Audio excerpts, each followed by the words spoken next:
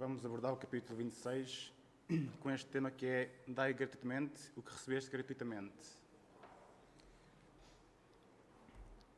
Portanto, neste contexto do Dai gratuitamente, vamos abordar um pouco o dom de curar, as preces pagas, os mercadores expulsos do templo e a mediunidade gratuita.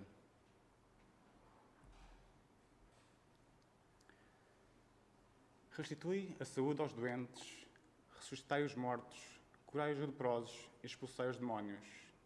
Dai gratuitamente o que gratuitamente haveis recebido. Em Mateus. Isto, dai gratuitamente o que gratuitamente haveis recebido, foi o que disse Jesus aos seus discípulos. Ou seja, com esta recomendação, ele prescreve que ninguém se faça pagar daquilo que nada pagou.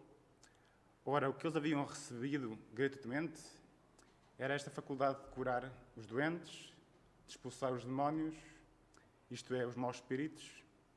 Esse dom foi Deus que lhes deu gratuitamente, para alívio dos que sofrem e como meio de propagação da fé. Jesus, pois, recomendava-lhes que não fizesse dele objeto de comércio, nem de especulação, nem uma forma de vida, de subsistência. Ou seja, Jesus foi um exemplo também que tinha o dom de curar. Jesus realizou duas categorias de ressurreição, nomeadamente a do corpo e a do espírito. Veio a morrer, neste caso ressuscitou Lázaro e Madalena.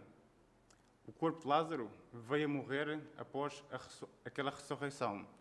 No entanto, Madalena nunca mais morreu, porque o que nela ressurgiu não foi a carne, mas sim o espírito, e este jamais morrerá. Também há aqui a ressalva de que Lázaro o seu corpo não estava propriamente morto, mas sim dormia um sono letárgico, ou seja, que causa a saída do espírito do corpo durante a coma, por exemplo, mas sem a morte cerebral, ou seja, o seu laço perispírito com o seu corpo ainda não se tinha rompido, ainda existia uma ligação ao seu corpo, daí ele ter dado, digamos, este fenómeno de ressurreição, nada mais que foi de chamar de novo aquele espírito para habitar aquele corpo, porque ainda estava ligado a ele. Jesus, portanto, com os seus exemplos, curou vários enfermos, nomeadamente em termos do corpo e do espírito.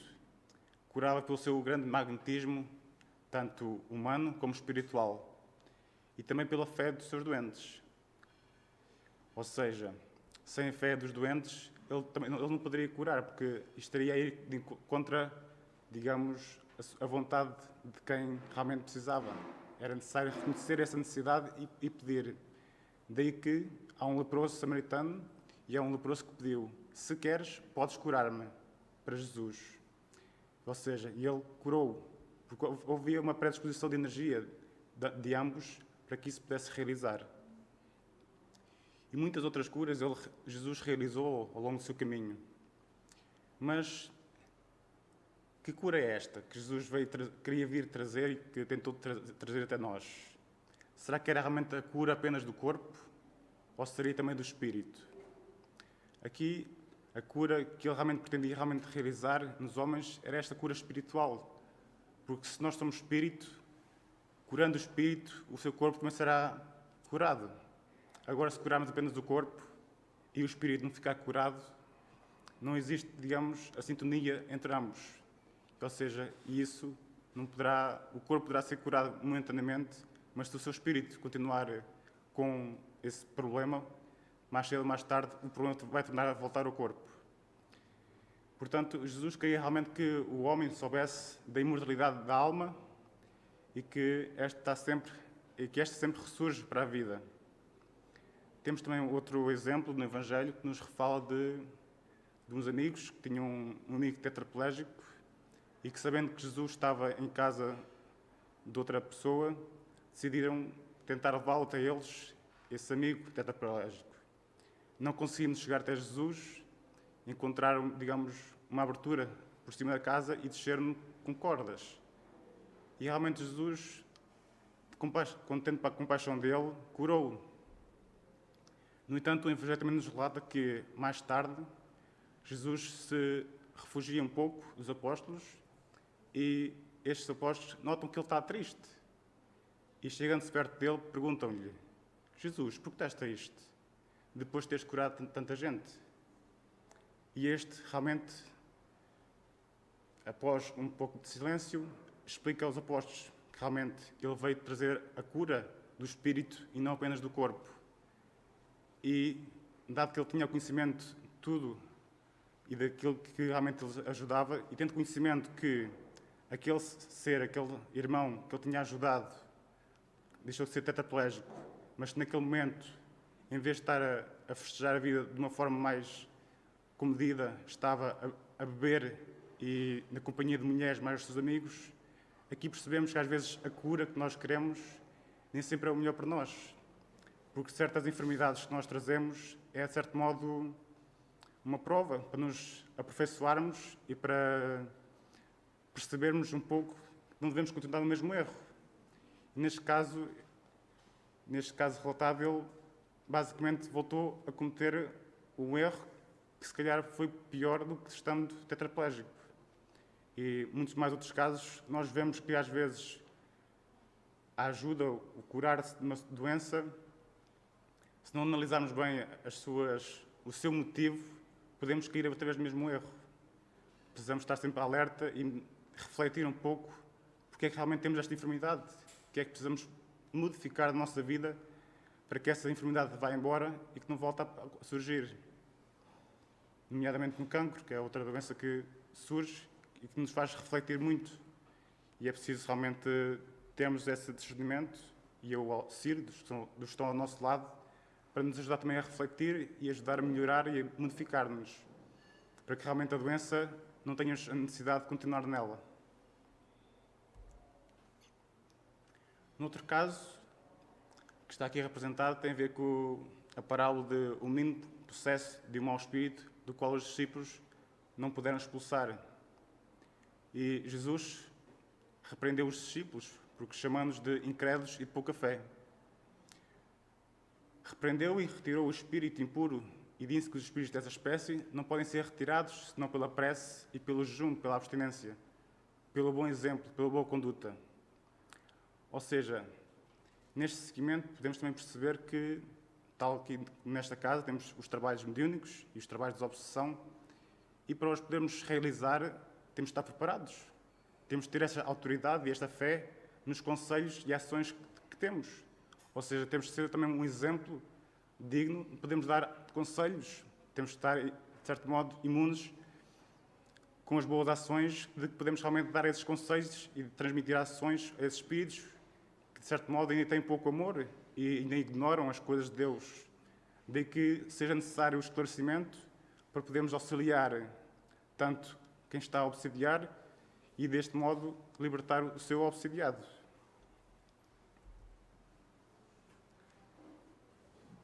Preces pagas. Disse em seguida a seus discípulos, diante de todo o povo que escutava: Percatai-vos dos escribas que vos exibem a passear com longas túnicas, que gostam de ser saudados nas praças públicas e de ocupar os primeiros assentos nas sinagogas e os primeiros lugares nos festins, e que, a pretexto de extensas preces, devoram as casas viúvas. Essas pessoas receberão condenação mais rigorosa, em Lucas, Marcos e Mateus. Ou seja,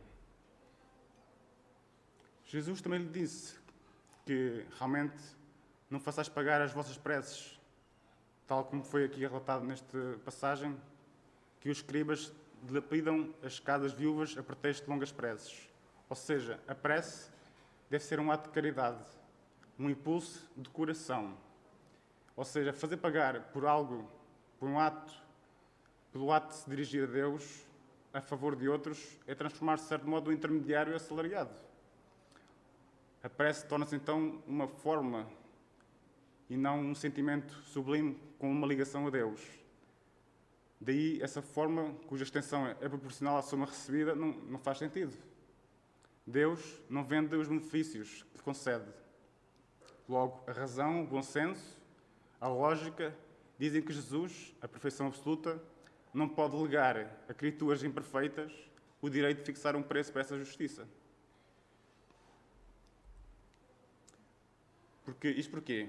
Porque a justiça é de Deus, tal como o sol é para todos. Não há aqui a distinção se uns podem pagar mais com uma prece ou menos. As preces pagas, neste caso, têm ainda outro inconveniente.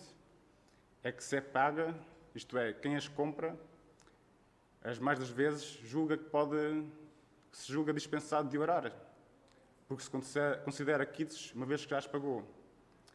E isto, de certo modo, não será reduzir a eficácia da prece ao valor da moeda corrente paga? Não faz sentido, ou seja, pagar, de certo modo, não haveria justiça de Deus se desse mais a uns que a outros, consoante o seu pagamento. Todos somos irmãos, todos somos iguais perante Deus e todos realmente devemos, com a nossa ligação a Ele, falar com Ele diretamente. Daí, sim, vamos conseguir ter uma proximidade e uma sintonia muito maior com Deus e vai-nos permitir receber, se realmente se for dignos dos nossos pedidos, receber esse pedido. Portanto, existem então muitos inconvenientes nestas preces pagas. Porque aquele que as compra, julga que, a maior das vezes, dispensado de orar por ele próprio. Sem que essa obrigação, de certo modo, fique da sua parte, da sua ligação com o seu Criador, com o seu Pai.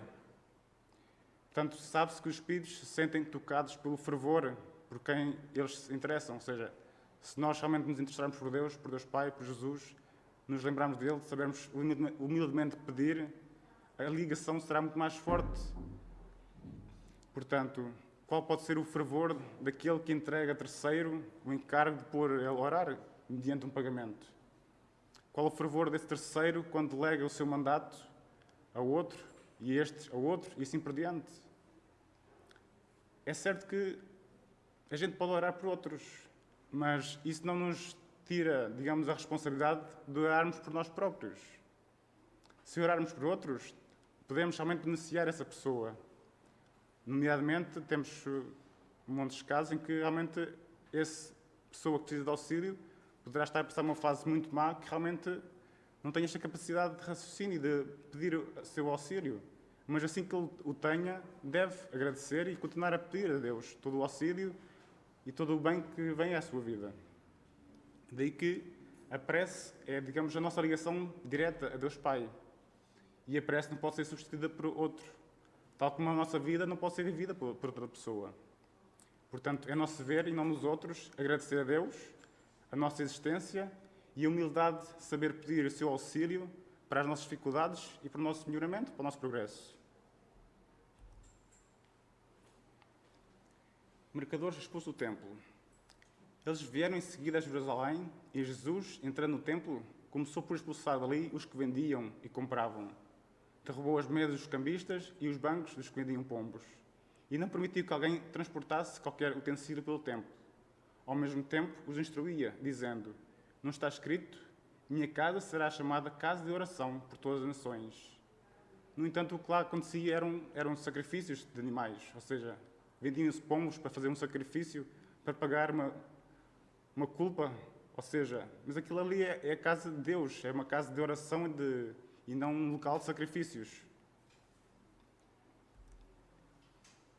Entretanto, fizeste dela um covil de ladrões. Os príncipes, os sacerdotes, ouvindo isso, procuravam um meio de o perderem, ou de o retirarem dali, pois o temiam, visto que todo o povo era tomado de admiração pela sua doutrina e pelo seu exemplo, em Marcos e em Mateus. Portanto, Jesus expulsou realmente do templo os mercadores, porque não estavam, digamos, a tomar as boas práticas que Deus queria realmente como oração e como prestação e não com sacrifícios. Deste modo, Jesus condenou assim o tráfico das coisas santas, sob qualquer forma, porque se trocava por dinheiro, por sacrifícios, para pagar faltas, ofensas, em vez de pedir realmente o perdão a essa pessoa que foi ofendida. Portanto, Deus não vende a sua bênção, nem o seu perdão, nem a entrada no reino dos céus. Não tem, pois, o homem o direito de lhes estipular um preço.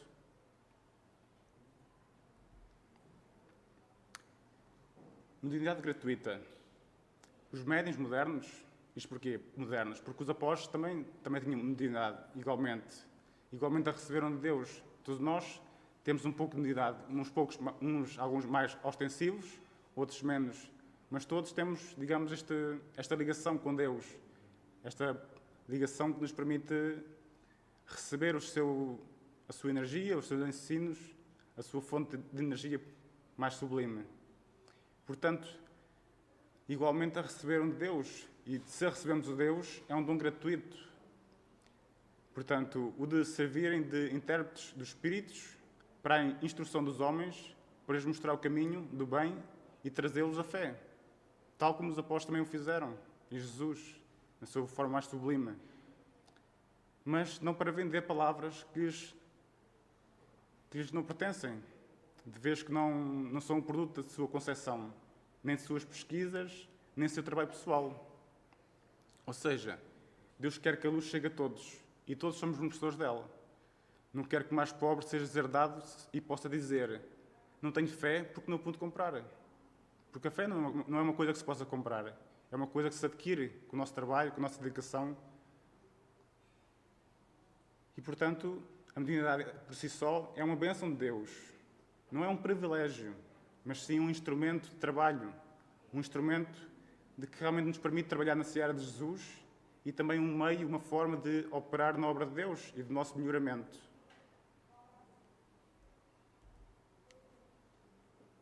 A mediunidade não é a mesma coisa que a capacidade adquirida pelo estudo e trabalho. E por isso mesmo representa uma propriedade da qual se possa tirar proveito. Ou seja, se nós trabalharmos e estudarmos, realmente podemos tirar um proveito daí. Ou, ao contrário, a mediunidade por si só, se nos é dada, não podemos tirar daí proveito. E sim dá-la de forma caridosa e generosa. Portanto, a mediunidade não é uma arte nem uma habilidade. E por isso não pode tornar-se uma profissão. Eis porque, de certo modo, se não pode ser uma profissão, temos que, de certo modo, porque a mediunidade não sendo um privilégio, mas sim um instrumento de trabalho, e pode-se encontrar em toda a parte. Portanto, fazer pagá-la seria, pois, desviá-la do seu fim providencial. Neste caso, aos espíritos levianos, que estão sempre prontos para responder a tudo o que se pergunte, sem se preocuparem com a verdade, temos de ter muita atenção. Tanto, digamos, se um médium não pensa que pode fazer disto de profissão, estará acompanhado destes espíritos levianos, que não terão, digamos, a verdade e nem se preocupam com ajudar realmente as pessoas, mas sim mistificar, confundir as coisas. Portanto, a primeira condição para nos assegurarmos que a benevolência dos bons espíritos, neste caso, é a humildade da pessoa que nos está a transmitir a mensagem. O seu devotamento, a sua abnegação e o seu mais completo desinteresse moral e material por aquele trabalho que está a fazer. Portanto, a mediunidade é uma coisa santa que deve ser praticada santamente e religiosamente, ou seja, sem procurar interesses. E se há um género de mediunidade que requer realmente essa condição de um modo mais absoluto, é realmente a mediunidade de cura. Porque realmente o médico dá o fruto dos seus estudos, os seus feitos, uma vez que, à custa do seu sacrifício penoso de estudo e trabalho, pode realmente cobrar isso. O magnetizador, que dá o seu próprio fluido, por vezes até a sua saúde, também o pode cobrar. Podem lhe pôr um preço. O médium não. O médium curador transmite o fluido salutar dos bons espíritos. Portanto, se transmite um fluido salutar dos bons espíritos, não tem o direito de vendê-lo, porque foi dado. Portanto, Jesus e os apóstolos, ainda que pobres, nada cobravam pelas curas que operavam. Daí está um exemplo que realmente, apesar de termos esse privilégio de ter a mediunidade, não devemos usá-lo da pior forma, mas sim dá-lo em favor dos próximos. Portanto, a mediunidade não é um meio para alcançar algo para si, mas sim uma forma de praticar a caridade de forma desinteressada. Portanto, há que procurar, pois aquele que carece de... Neste caso, temos de ter a intenção que, se necessitamos realmente, infelizmente, ou salvo seja, Se na nossa vida precisamos ainda de coisas materiais, precisamos de dinheiro para viver, devemos sim trabalhar em algo complementar, ou seja, não usar a mediunidade como uma forma de vida, mas ter algo para outro trabalho para suprir as necessidades. Portanto, aquele que carece de viver, de recursos, e em qualquer parte, devemos procurá-la menos na mediunidade, pois não lhe consegue, se assim for preciso, senão o tempo materialmente possa dispor. Ou seja, se nós não nos podemos dedicar a 100% à mediunidade, porque precisamos trabalhar para ganhar o nosso pão de cada dia, devemos encontrar um equilíbrio entre as duas coisas. E daí que os espíritos levarão em conta o devotamento e o sacrifício, ao passo que se afastam dos que esperam fazer deles uma escada para onde subam. Ou seja, esta questão da mediunidade não devemos usá-la como uma forma de subir na vida, mas sim ser humildade e estar presente sempre à abnegação e o sacrifício pelo próximo. Neste caso, neste fim de semana, houve aqui o Congresso de Saúde e Luz, em que foi-nos exposto pela nossa irmã Joselma Coelho, que é, digamos, responsável pela produção e distribuição da pomada Vovô Pedro. Foi um exemplo que a mim me fez realmente perceber um pouco mais esta grandeza que é a espiritualidade amiga. Porque, de certo modo, foi a espiritualidade amiga que trouxe esta receita desta pomada. E, de certo modo, impôs que essa pomada fosse distribuída de forma gratuita, sempre. Se alguma vez ela for distribuída de forma não gratuita, essa pomada perderá-se, digamos, a sua forma, de certo modo, de ajudar todo o próximo. Portanto, isto também implica uma grande responsabilidade e uma grande abnegação por aqueles que a receberam. Nomeadamente, ela até contou que foi feita uma proposta de vender essa fórmula por 10 milhões. Ou seja, e neste caso, a pessoa que tinha recebido essa fórmula vivia realmente de uma forma humilde e com poucas coisas. E isto, de certo modo, foi mais uma prova que ele teve que superar, resistir a toda esta tentação estas tentações que este mundo, infelizmente material, nos coloca à frente todos os dias. Porque todos os dias somos confrontados com situações se devemos realmente tomar uma decisão que é menos ética, nos nossos trabalhos, nomeadamente. E isto provou que realmente esse irmão estava à altura dessa tarefa, dessa incumbência que a espiritualidade amiga lhe transmitiu, dado que desencarnou de forma humilde e pobre. E foi realmente um grande ensino que todos nós que aqui estávamos pudemos adquirir e perceber um pouco mais do que é realmente desta bênção que a espiritualidade amiga nos transmite e nos dá. E neste caso, a forma em si consiste na mistura de ervas que existem na natureza. Mas estas ervas por si só não são suficientes. Isto porquê? Porque é necessário misturar com essas ervas muito amor, muita oração. Neste caso, até um irmão construiu uma máquina para misturar, digamos, estas ervas.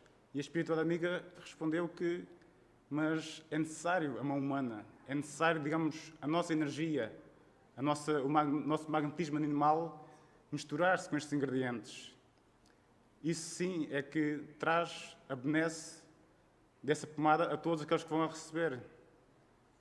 Não pode ser algo automático, tem que haver a coloração e a energia do ser humano com a sua abnegação, com o seu amor, com a sua oração. E aí sim pode realmente trazer mais benefícios para aqueles que a vão ter. Isto tudo leva-nos a refletir que realmente ainda somos muito pequeninos e que precisamos realmente de aprender muito mais, porque tudo isto, todos estes exemplos, às vezes nós até os podemos ouvir e saber que eles existem, mas nem sempre o colocamos na nossa vida, na nossa forma de agir. E realmente devemos estar sempre, todos os dias, realmente devemos meditar um pouco daquilo que fazemos e aquilo que é que precisamos ainda melhorar, porque devemos ter a consciência, pelo menos eu começo a ter um pouco essa consciência que ainda sou muito pequeno e ainda tenho muito que evoluir. E todo este ensino, toda esta oportunidade de trabalho na Seara de Jesus, nos leve realmente a nos debruçarmos um pouco mais sobre estes ensinos, a percebê-los um pouco mais na sua plenitude e a tentar colocá-los da melhor forma em prática. Portanto, dar realmente de graça o que de graça recebemos. Esperemos realmente que nós podemos ter esta consciência de que recebemos tantas graças todos os dias, nomeadamente, todos os dias acordamos com o sol, todos os dias Deus Pai realmente nos dá a todos nós o sol da vida. E devemos dar realmente graças por todas essas bênçãos que Jesus vem nos ensinar e que Deus Pai nos concede todos os dias e que nós às vezes nem sequer damos importância. Na nossa vida tão acelerada que às vezes nem contemplamos sair de casa de manhã e contemplar que realmente temos mais um dia, mais um presente na nossa existência. E que possamos aproveitar realmente esse novo dia de forma melhor e mais proveitosa que no dia anterior. Obrigado.